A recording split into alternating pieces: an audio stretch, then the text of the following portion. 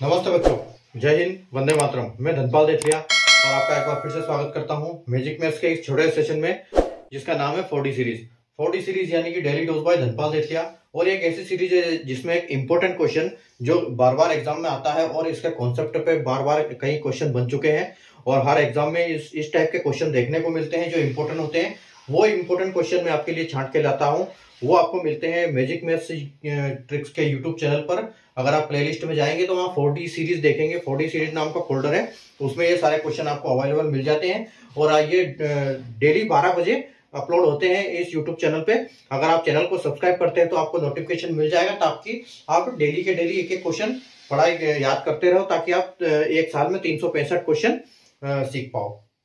और एक important question है, इनको सीखना बहुत जरूरी है क्योंकि इस टाइप के क्वेश्चन आते ही रहते हैं एग्जाम में। ठीक है, जो आज का क्वेश्चन मैं लेके आया हूँ वो रेशियो और प्रोपोर्शन क्लास से लेके आया हूँ। और रेशियो और प्रोपोर्शन की क्लास का आज का जो अपना क्वेश्चन है, देखो इस टाइप के क्वेश्चन क्या है, ट्रेंडिंग में रहते हैं ये क्वेश्चन। जैसे दो क्वेश्चन का कंबाइन करके एक क्वेश्चन बनाया गया है, तो ऐसे क्वेश्चन आजकल ट्रेंडिंग में चल रहे हैं।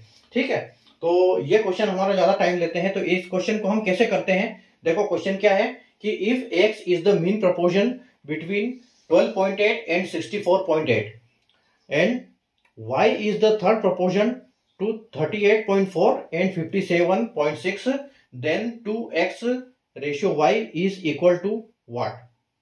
ठीक है, यदि x 12.8 और 64.8 का मध्यानुपाती है और y 38.4 और 57.6 का तृतीय अनुपाती है, तो 2x रेशियो y के बराबर क्या होगा।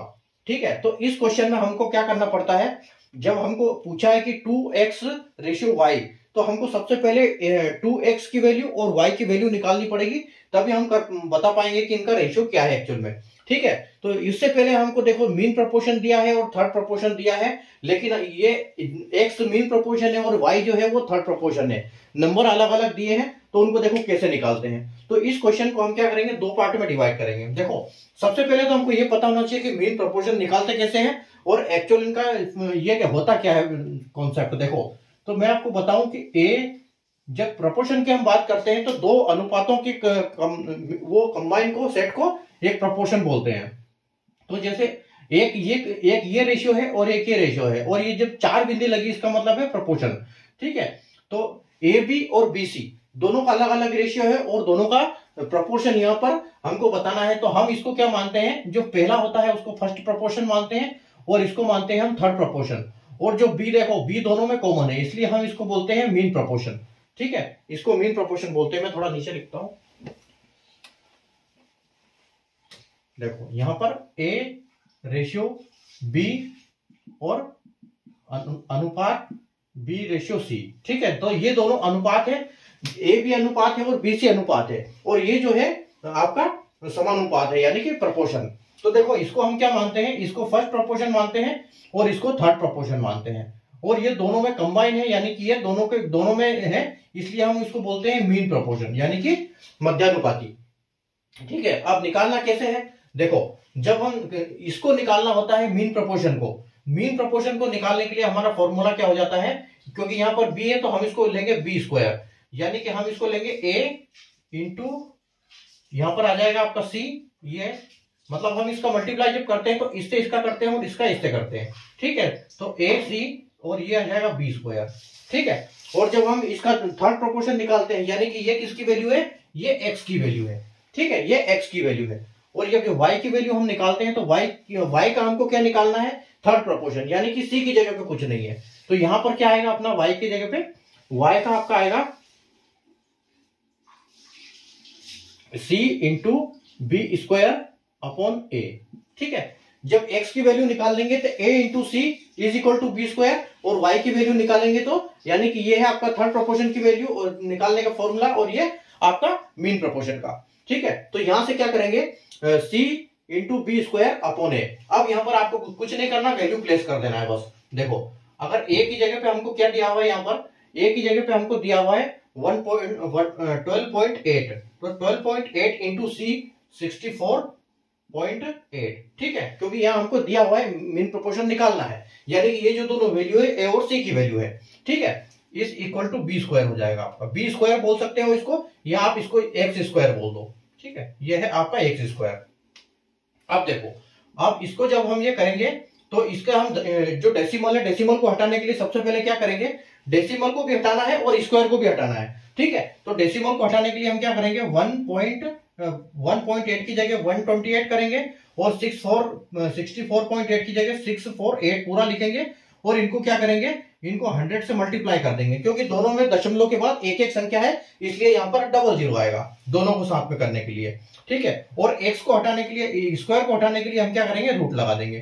तो ये कुछ ऐसा हो जाएगा। अब देखो, जब इसको हम रूट से बाहर निकालते हैं तो हमको चाहिए जो कोई भी जो स्क्वायर वाली संख्या, तो स्क्वायर वाली संख्या 128 और 648 है नहीं, लेकिन ये हमको पता है कि अगर हम इनका आधा कर देते हैं, अगर 128 का हम आधा कर देते हैं 64 होता है और 64 8 का होता है, और 648 को हम अगर कर देते हैं आधा तो ये 324 होता है, यानी कि 18 का होता है। तो हम इसको लिख सकते हैं कि ये अंडर रूट में इसको लिख सकते हैं 64 इंटू 2 और इंटू में 324 इंटू 2, ठीक है। और जो 100 है उसको भी लिख सकते हैं ऐसे आप, क्योंकि आप ये पूरा 100 का तो हो जाएगा।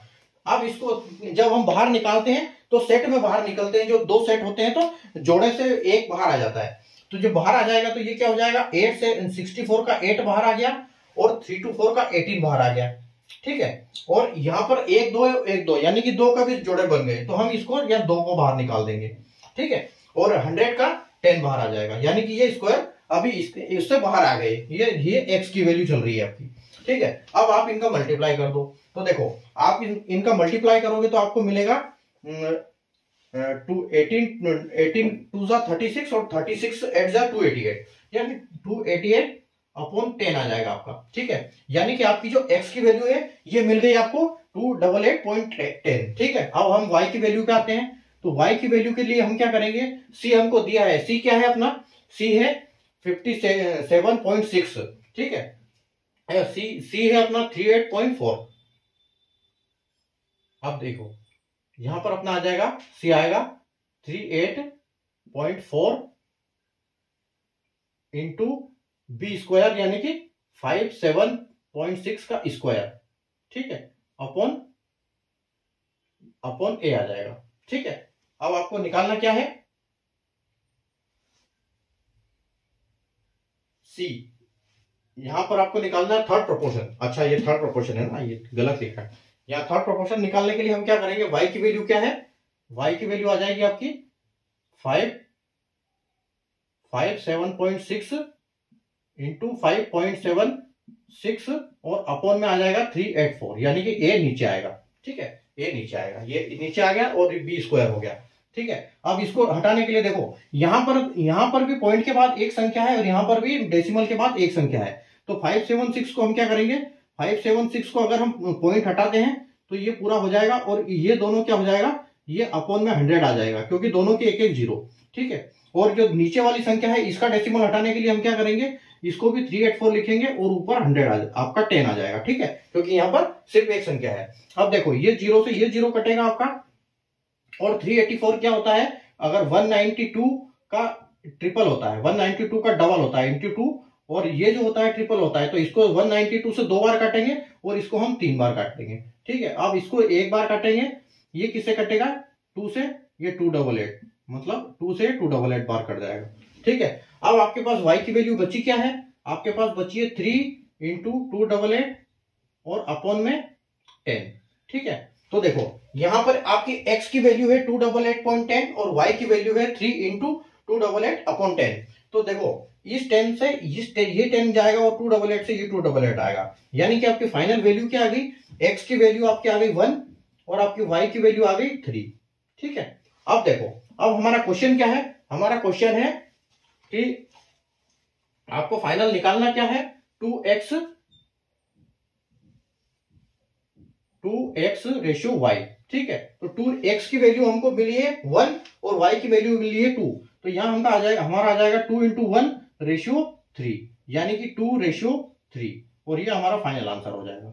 तो इस टाइप से हम निकालेंगे। अगर आपको कॉन्सेप्ट समझ में आया हो तो सेशन को लाइक कर दीजिए, शेयर कर दीजिए और चैनल को सब्सक्राइब कर दीजिए, क्योंकि इस टाइप का जो इंपॉर्टेंट क्वेश्चन मैं डेली आपके लिए लेके आता हूं। तो ये आप अगला सेशन देखना ना भूलें। और चैनल को सब्सक्राइब करेंगे तो आपको नोटिफिकेशन मिलेगा और आप हर क्वेश्चन यहाँ से सीख पाएंगे। थैंक